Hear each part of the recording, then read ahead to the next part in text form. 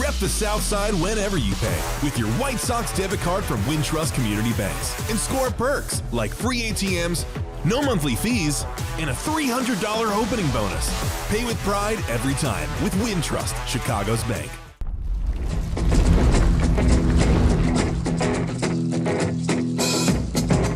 Hey everybody, it's Chuck Garfien from the Winter Meetings in Orlando, Florida. It is the White Sox podcast, brought to you by Wintrust, Chicago's bank. Show your team pride with a White Sox debit card. You can get yours at wintrust.com/Sox. Member FDIC, EHL lender. All right, all was quiet on the White Sox front on the first day of the Winter Meetings. But here on the podcast, what are we doing? We're making some noise. We are making some noise. We've got Will Venable on the podcast, as well as A.J. Pierzynski. Will is going to talk about what the young Sox players are telling him about what they think they can do next season. No limits, no ceiling for what this White Sox team can do. That is how confident they are. You're going to hear Will talk about that and how he wants to improve as a manager. And yeah, A.J. Pierzynski is here. He lives down the street in Orlando. And he's going to tell all of you the one player who he thinks the White Sox should sign. And yes, his name is Kyle Schwarber. Plus, I asked Chris Getz about trading Luis Robert Jr. You're going to hear from Chris as well. So it is the White Sox podcast from the Winter Meetings in Orlando. Here we go. All right, Chris Getz was busy on the first day of the Winter Meetings behind the scenes, talking trades with other teams and talking with the agents for free agents throughout Major League Baseball. They do want to add to the rotation. I know they added Anthony Kay last week, although that deal has not been official, but they want to add to the rotation, also to the bullpen, as well as outfield corners and a left-handed bat in the infield. I can tell you that there is one player on the radar, a free agent starter, and that is Dustin May, who came up with the Dodgers, pitched in the postseason earlier in his career with the Dodgers, traded the Red Sox last season. He has been dealing with injuries, but he's coming off his healthiest season in the major leagues, 23 starts, 132 innings, the most of his career, a guy to watch for the White Sox. Luis Robert Jr., not a lot of buzz about him. There are not a lot of options out there in the center field market, but I don't see a team jumping in right now and trying to make a big trade for Luis Robert Jr. here at the Winter Meetings.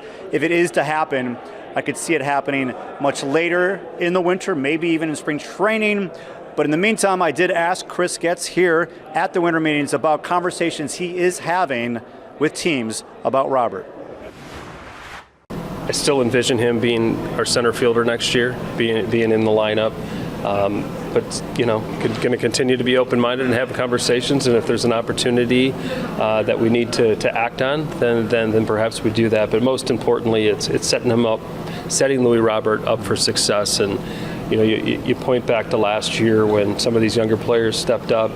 And we were able to surround him a little bit more in our lineup. We got greater production out of Louis Robert, and the second half is you know, where I think that really started to show.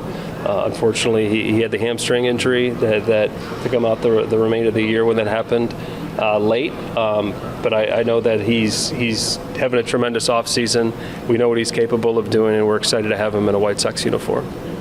What do you like most about the coaches that you have been able to add to your coaching staff? Yeah, I think they're great. I mean, the energy, the acumen, they fit in really well with Will and Walker and our front office. And most importantly, I think they're going to connect really well to our players.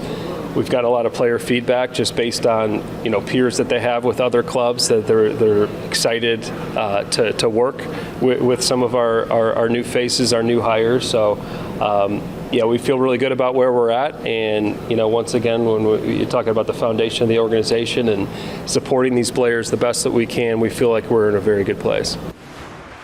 And, you know, things are really fluid here at the Winter Meetings. You never know when a deal might happen. I did see Josh Barfield, the assistant GM of the White Sox. He just walked by me a moment ago. Asked him if he wanted to come on the podcast. He grabbed his phone and he said, "Not now, I can't. I got to go." Now, did that mean that there's a trade coming? Does that mean there's a signing coming? Or does that mean that he just got a text from his wife and he has to go talk to her on the phone? I do not know.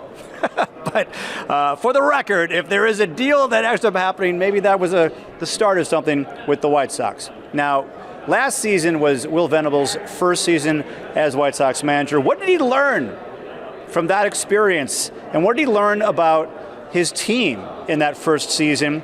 Would he prefer to have a closer next season, because they were last in the majors in saves? They had a lot of blown saves. So I'm going to ask him about that. And how much better can this White Sox team be next season? You're going to hear all that and more from Will Venable. And then it's me and A.J. Pierzynski. We discuss many topics, among them Kyle Schwarber, 𝗻𝗓cie 𝗁𝗶𝗹 Jr., and how about this crazy idea that I'll say a pretty high-profile person in baseball said to me, just posed this question to me: what about the White Sox win the division next year? Yeah, it was shocking that this person said this to me. He wasn't 100% sure if it could happen. Actually, I know he was not 100% sure, but I'm going to have to ask A.J. Pierzynski about that. So it is Will Venable, followed by A.J. Pierzynski. Here we go. All right, here with Will Venable. How are you doing? How are you feeling? It's winter meetings, but we're all talking baseball, and hopefully this shot will warm people up. It's not a lot warmer here than Chicago right now. Yeah, no, thanks. Excited to be here. Excited to be around the group, to be talking baseball. We have been talking about baseball away from here a lot, but it's nice to be here. It's kind of supercharged as far as those conversations go, and great to see everybody. Yeah. I don't think you can give us the specifics of what's been talked about inside the front office here with the guys, but like, if you could give us a general sense of what you guys are going to try to improve on this offseason going into next year. Yeah, I think really in every area. Obviously, with our season, didn't end up where we wanted to, wins and loss-wise, and to improve on that, we have to get better in every way we can. Certainly that means internally developing our players and making sure that we're supporting them with good coaches and good systems and good processes. So certainly looking internally at those things, and knowing also, free agency is here, and there's other ways that we can improve our club as well. So when you talk to the players after the season, and now when you're talking to them here in the offseason, is there a general sense of what they're hoping for this team? How they want to finish next year versus what happened this past year? Yeah, I mean, when you talk to our guys about kind of expectations and winning, there's no ceiling, right? They have a lot of belief internally about what they can do and what they can accomplish, and that makes my job easier. We just try and help give them the path and way to get there. But these guys are super motivated and know that to get to where they want to with wins and losses, that they have to put in some work in the offseason here. And so the conversations have been really around that, the things that they need to do to get better, the things that they're going to do on a daily basis to achieve those things, and that's what we're excited to talk about right now. Yeah, it's funny because I was talking to a couple of the young guys at the end of the year, and they were just saying to me, we're making the playoffs next year. Like, that's what their thinking is. I'm sure people around baseball are like, really, the White Sox playoffs? But do you think that's in the cards for you guys? I think that you want your players to believe those things, Yeah. and there is no limit to what we can achieve, and we sincerely believe that, and know that if we get the right group together, and they have that belief, and they go do the things that they need to on a daily basis in their practice, in their work, in their preparation, to give themselves a chance that there's nothing they can't accomplish. What would you like to see this team improve on next year? If there's one thing or a few? We talk about the one-run games, and we know that there's a lot of things fundamentally that you have to do in those games to make sure that you get the right result and that you're on the right side of those one-run games. And so those are things that we can look internally and make sure that we're doing everything that we can to coach those areas better, that we can improve our performance in those areas. And, there's a million things that we need to do to get better, but that's certainly an area where we're going to really want to tighten up. So one way to tighten it up, Mr. Sportscaster here says it would help if you had a closer, maybe, right? You had last in the league in saves, a lot of blown saves. Would you like to see your team have one designated closer next year? I think everyone in a perfect world would love that. You know that not all bullpens are built like that, and to get to the end of a game and to win a game, sometimes your best reliever is going to have to pitch earlier in the game. But certainly, if you're in a spot where you have a clean 7th, 8th, 9th inning guy, that's a benefit to us. We know that puts us in a good spot, and if that's something that we have, great. But we'll be creative in finding ways no matter what. The team that ended the season what's going to be the tone going into next season? Not knowing all the players who are going to be here, but what's going to be your message for the team as you go into your second year of your managing stint with the Sox? Yeah, the first year, I think it was really about opportunity. We were moving past 24 into a new, exciting year where we knew that there was going to be some tough roads ahead, but that we were turning the page on what was a tough 24. And we've done that. We've built some things and made progress internally that we feel really good about separating ourselves from that year. Now it's about what's next. When we talk about the expectations of winning, you talk about these guys talking about playoffs and stuff. We want to lean into this idea that we're here to win, and also set the tone for the things that they need to do to accomplish that. We know that it just doesn't happen because you say it. So us now, our focus is just taking that next step and really identifying these things that if you want to win, if you want to be great, these are the things you have to do. How do you want to improve as a manager? This was your first year doing it. Have you thought about what you want to be better at? Absolutely. There's a ton of things on a daily basis, from decision making, those types of things that we are always looking internally and reflecting and making sure we can make our process better and get to a better decision. I think, now that I know what this job entails, there's just more coaching that I want to do. That's something that I'm just extremely passionate about, and helping players, on the field level get better. And so that's something that I want to spend more time on. And honestly, there's probably room for that. I probably need to do that. And as I was trying to figure out what my kind of day looked like on year one, now I think I'm in a good spot to be more aggressive in my coaching. Yeah, that's interesting. More coaching versus managing, because if you just look at the word managing versus coaching, there's a difference there. So how would you want to provide input to make the players better from a coaching standpoint? Yeah, I think I'm a defensive guy.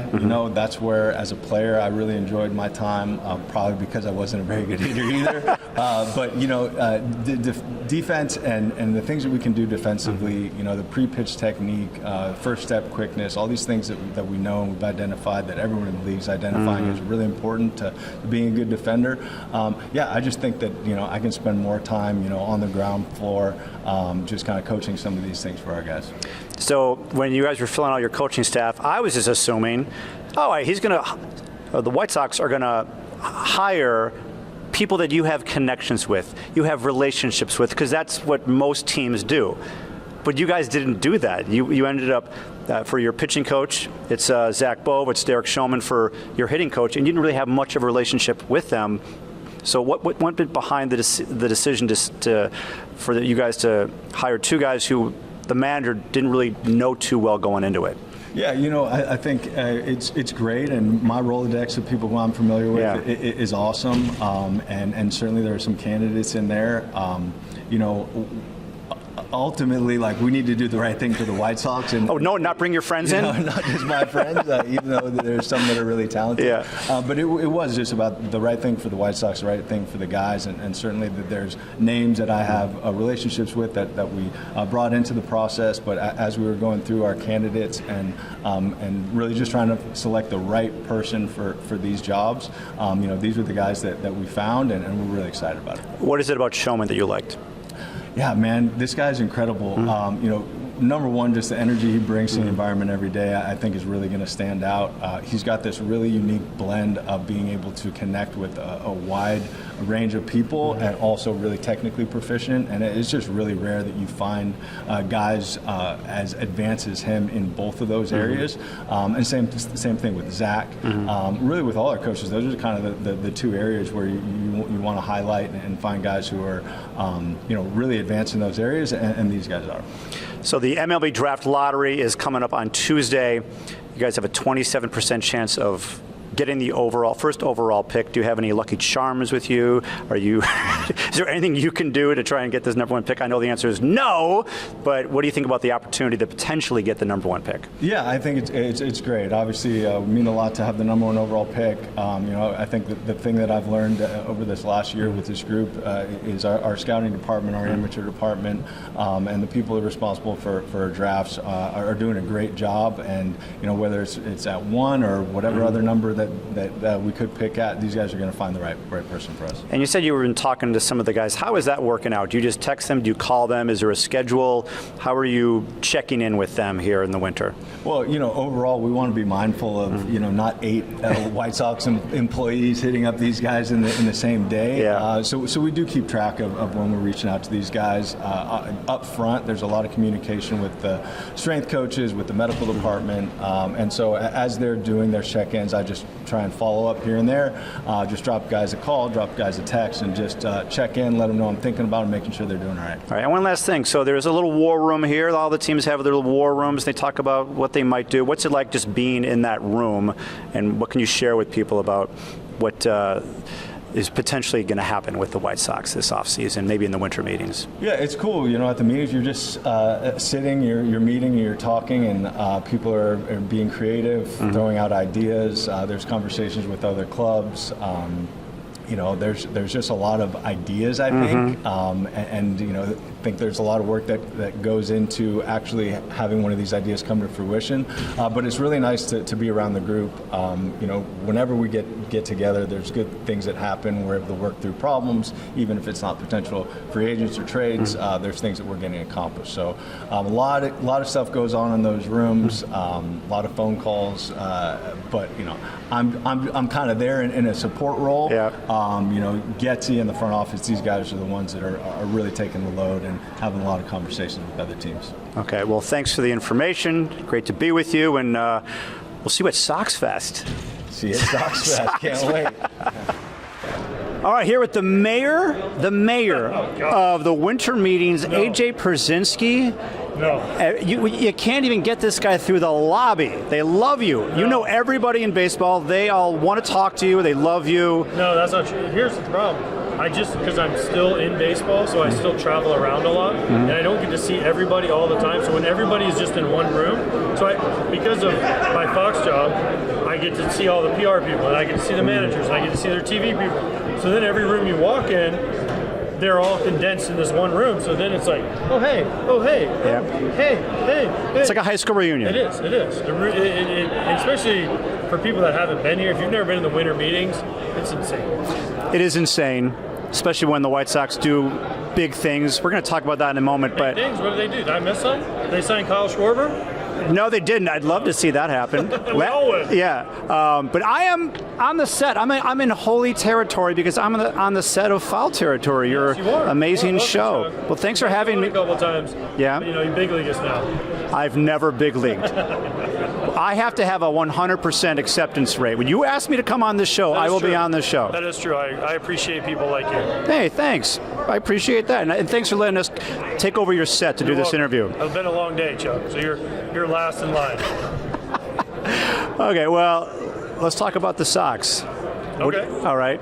I know you want them to do big things, but maybe this is not the off season for that, right? Why not? Why not? Yeah. I mean, so you'd go sign Kyle Schwarber for this team? So here's my thing. You have a bunch of young guys. Yeah. Right? Yep. Teal, Montgomery, Maedra, Vargas. Keep going. Luis Robert, Benintendi, probably. The two veteran guys you have. You need somebody to show them the ropes. Who better than Kyle Schwarber to show him how to win? He's won in Chicago, right? Every team he's on is better instantly. He'll hit you 40 homers. Presence. He shows you how to work. He shows you how to be a big leaguer. He shows you how to have fun. He shows you how to hang out in the clubhouse. Shows you how to hang out off the clubhouse. Like, this is the perfect guy. And I've said this, and I'll say it again. In 2016, when the Cubs won, right? They weren't sure they were ready, right? They went out and got Lester and Lackey. They didn't get him the year. They got him the year before, right? 15. They didn't win, but they got him there. And then it started. And then in 16, they won. So to me, I'd rather go big before the guys are ready, because here's the thing: the core of young guys that you have, every year they get a little bit older. I'll use the Orioles as an example, right? Adley Rutschman's in his, fourth or fifth year now. Gunnar Henderson's getting to his third, fourth year, right? So every year that window shrinks. You got to strike and then let them grow together and learn from these guys that are established big leaguers and go from there. Go sign a free agent guy, or make a trade for a guy that is a veteran pitcher that can show you these guys, Shane Smith and some of these guys, the ropes that have been there and done that, because down the line, they'll remember those guys and say, man, I had Kyle Schwarber in my ear telling me this, and they appreciate that, and you remember that. What is it going to take, though, for any team to outspend the Phillies for Schwarber, knowing that the Phillies have to bring him back? I don't know about that, but I think if you're a team, you hear the Pirates made a 4-year offer, right? Well, if you're the Pirates or you're the White Sox, you might have to go to 6 years. 6 years? He's what, 35? Yeah. I'm just saying, you're going to have to overspend because the biggest thing you have to understand is you have to prove to big name free agents that you are going to provide a culture of winning, and the only way to do that is sometimes overspend. And I look back, the Detroit Tigers in the division of the White Sox. 2004, they went out and signed Pudge Rodriguez. Everyone's like, what are they doing? They overspent maybe. And then they signed Maglio the next year. And in 2006, they didn't win the World Series, but they got there and they were competitive for a long time after that because it became a thing, right? I look at the Washington Nationals. They went out and Jason Worth was the big guy. Then they brought Scherzer, Corbin, but they had Strasburg and Harper, right? So they had these guys that they were like, oh man, this team is building, right? So if you look at the White Sox core and you truly believe in who you have, Teal and Montgomery and Maidra and all those guys, then you got to go out and start now and do the slow build, and then boom, maybe if it's if you really think you have a chance, then you go with the big one, right? But get some people in there that can teach these guys, show them the right way, and go from there. Do you feel like the White Sox are headed in the right direction right now? I think they are. Yeah, I mean, I love what I saw in the field last year. I love all the guys that I've talked to. I really like a lot of the young guys that I've been able to hang around a little bit. I think they're good kids, and I think they get it, and they seem like they work hard and they want to be there. So I think they're headed in the right direction. But you got to supplement. There's no team that has 26 kids that are 0 to 3 guys that go out and win. It just doesn't work. You got to have the veteran guys that show them around. All right. So they need a first baseman, I think. They need a corner outfielder. Anyone pops in your head about who they could probably sign? I'd have to look at the full free. I mean, O'Hearn. I think O'Hearn would be a good. Ryan O'Hearn would be a good guy. Experience, played in the postseason, can hit left-handed. Corner. I'd have to look at the list for corner outfielders. But to me, also, go get 𝗬𝗏. If you have all these prospects, go get him. He's locked in. He can play second base at 35. If he's healthy, he's top 5 MVP in the league right away. Yeah. He's your Jose Ramirez, switch hitter, boom. So what are you trading for? Whatever it takes. Whatever it takes? Okay, yeah. I mean, you're not giving up the whole system, but to me, and again, I don't know the White Sox system inside and out, but if the Diamondbacks come and say, hey, we'll take 3 of your top 10 prospects for 𝗬𝗏, signed at, 2031? That's a nice piece, right? Yeah. Boom. And you know what he's going to make, so you can budget for that for the next 5 years. You got me thinking. Do you think Luis Robert Jr. gets traded, by the way?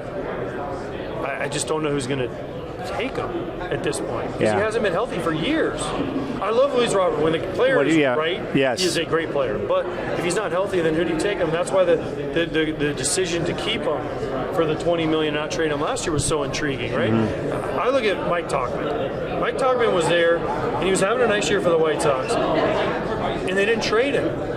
Right. But then they non-tender him. Why didn't you trade him and get something? If you're not going to keep him, why not just trade him and you get something back for him? And again, I'm not the GM. I don't know the ins and outs, what was offered. Right. I'm just looking at it from the outside as someone that wants the White Sox to succeed. I'm thinking, like, if you can get a guy in A-ball that might help you 5 years from now, okay.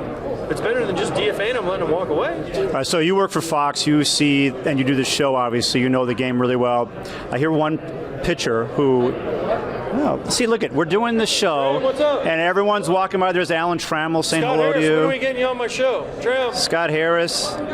Thanks, Trav. Look at that. I don't have your number. I have hinges, though. All right, so here's a picture that I hear the White Sox. By the way. Yeah, that Tigers just walked by,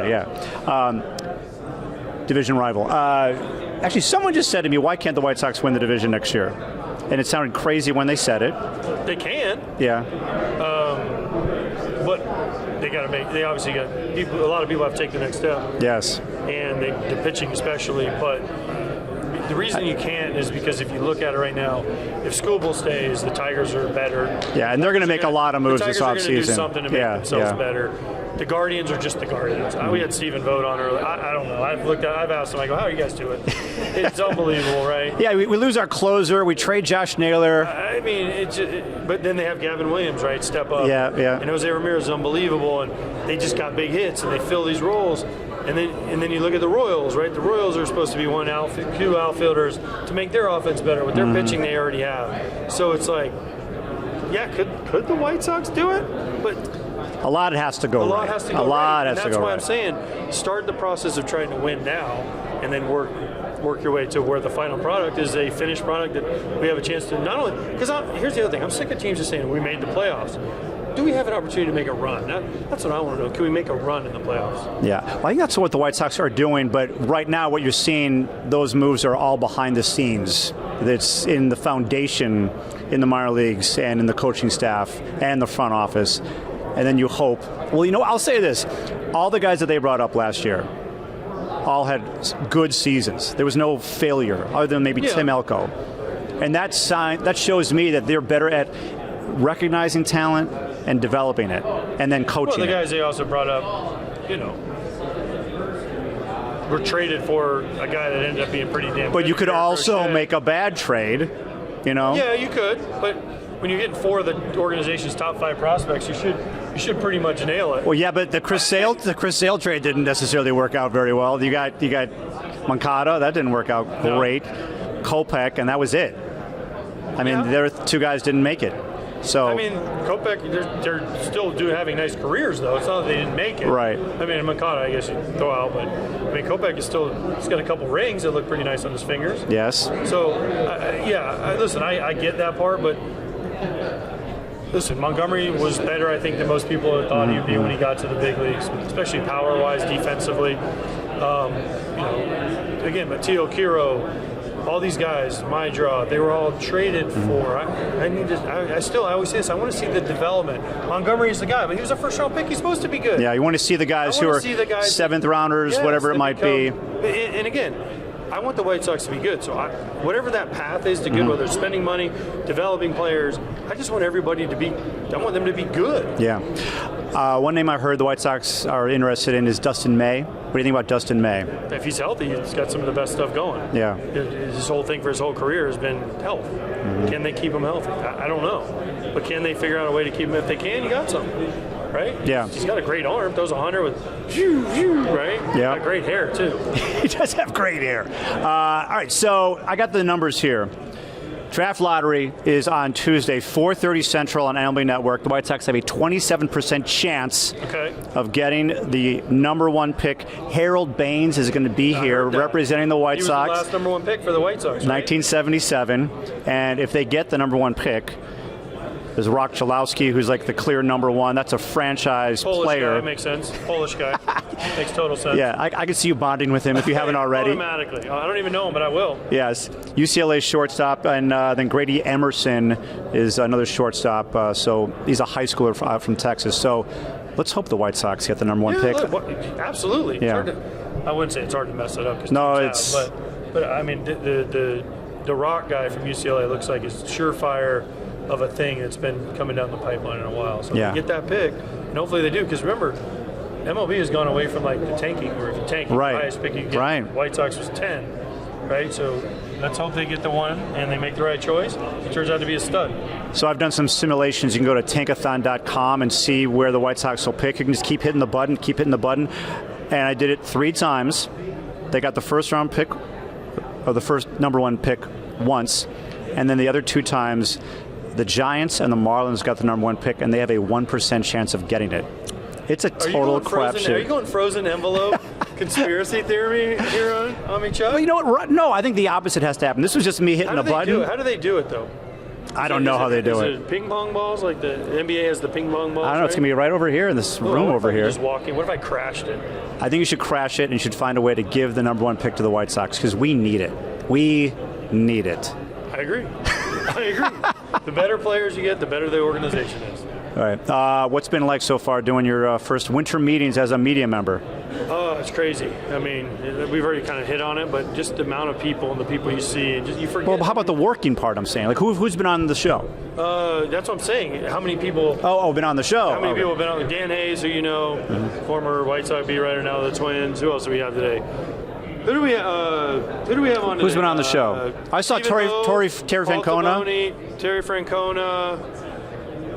Jeez, I forgot. Ollie Marmol. Jim Bowden.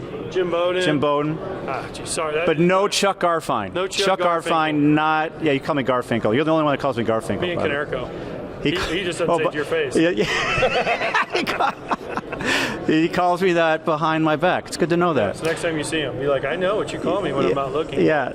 Well, all right. You know, it's an endearing nickname. I like it. It says that you care about me. I do care about you, Chuck, and I want you to do very well at your job and continue to grow CHSN. Yes, we are. And, get to where you need to get to. All right. Well, I got to you and this podcast. Thanks for coming on. I appreciate it. And I end every podcast giving a shout out to Hawk. So _𝗏𝗏. Yeah. Love you, pal. I've known you forever. Hope to see you soon. All right. You should go by his house. He lives right here. I want to.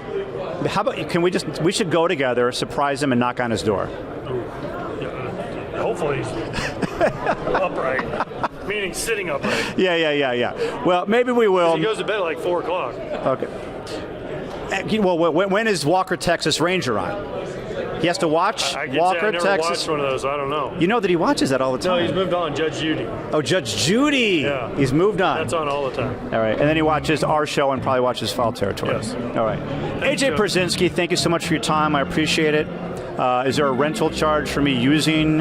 You can't afford it. I'm just going to let this one go for free. The set? Okay. Thank you very much. All right. A.J. Pierzynski from the Winter Meetings. I'll have another podcast coming your way tomorrow. Hawk Harrelson, take it away. All right, Art Chuck, this edition of the White Sox podcast is over.